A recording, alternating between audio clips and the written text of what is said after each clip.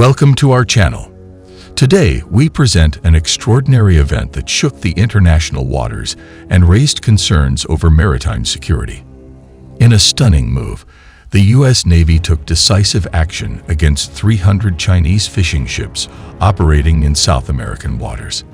Let's dive into the details of this daring operation and its potential implications. The South China Sea has been a hotspot for maritime tensions for years. The region is rich in resources and has been a subject of territorial disputes between China and neighboring countries.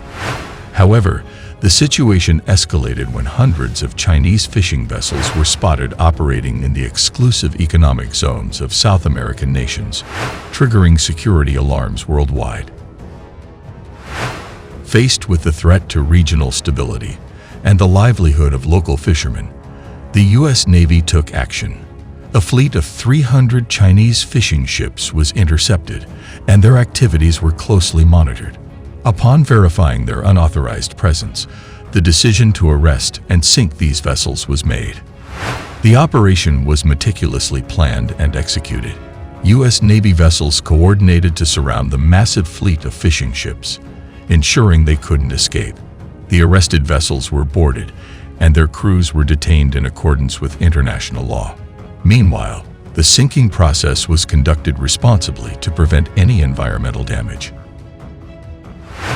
Ecuador's Navy confirmed a large Chinese fishing fleet of roughly 300 vessels is moving away from the Galapagos Islands and is now operating in international waters off Peru.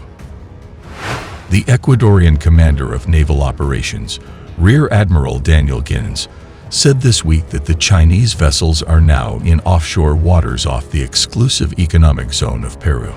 He added that this year's fleet was larger compared with those of previous years. With such a large number of fishing boats, we have the risk that certain species are diminished, Gines cautioned. Experts told VOA that China's aggressive fishing not only threatens the sovereignty of coastal countries, but also endangers global food security and marine ecology. China's large fishing fleets operating along the Pacific coast have triggered concerns from several South American countries for the past few months. In June, about 340 large Chinese trawlers ventured into waters near Ecuador, triggering protests over possible threats to the Galapagos Islands, a UNESCO World Heritage Site, and home to many unique species.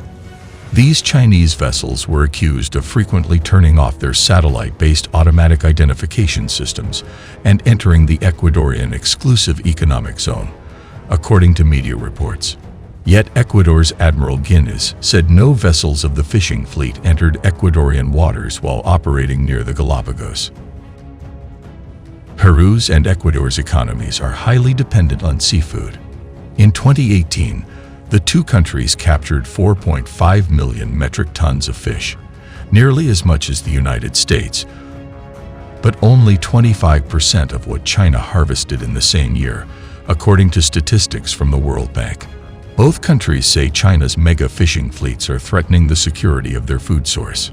China ranks at the top of the world in demand for seafood. The country's fish consumption accounts for 1/3 of the world's total amount, with an annual growth rate of 6%. Analysts say many Chinese vessels conduct illegal, unreported, and unregulated (IUU) fishing activities that threaten the sovereignty of other nations and endanger the global food security chain. President Donald Trump on Tuesday singled out Chinese fishing practices in his speech to the United Nations, saying Beijing dumps millions and millions of tons of plastic and trash into the oceans and overfishes other countries' waters. Rashid Sumaila, director of the Fisheries Economics Research Unit at the University of British Columbia's Institute for the Oceans and Fisheries, told VOA that with the waters near China mostly depleted of fish, the nation has to forage elsewhere. There is big appetite for fish in China, which makes it worthwhile economically to engage in IUU fishing, he said. There's also a lack of strong and effective anti-IUU fishing policy by China, and there's provision of significant harmful subsidies, such as those for fuel. The London-based Overseas Development Institute, ODI, has documented nearly 17,000 Chinese fishing vessels, making it nearly impossible to sufficiently monitor all of them worldwide. Tabitha Mallory, an affiliate professor specializing in Chinese foreign and environmental policy at the University of Washington, told VOA it's hard for developing countries to properly monitor coastal waters. China fishes in countries that don't have the ability to monitor their coastal waters well, she said. Coast Guard vessels and fuel for those patrol vessels are often cost-prohibitive for developing countries. U.S. Senator Jim Risch, an Idaho Republican and the chairman of the Senate Foreign Relations Committee, said last week that the international community needs to pressure China to improve its industrial fishing practices. Aggressive and illegal Chinese fishing practices violate the territorial integrity of coastal Latin American countries, raising significant long-term security concerns, Risch said.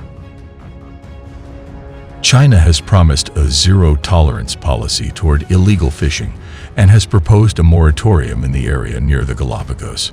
According to China's Ministry of Agriculture and Rural Affairs, the moratorium bans all Chinese fishing fleets on parts of the high seas in the Southwest Atlantic and East Pacific for 3 months, effective July 1.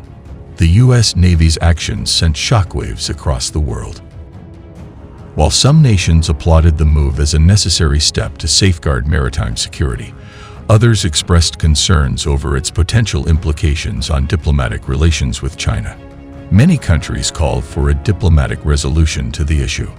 Beyond the political and diplomatic ramifications, this incident also shed light on the importance of protecting marine ecosystems and the livelihoods of local fishing communities.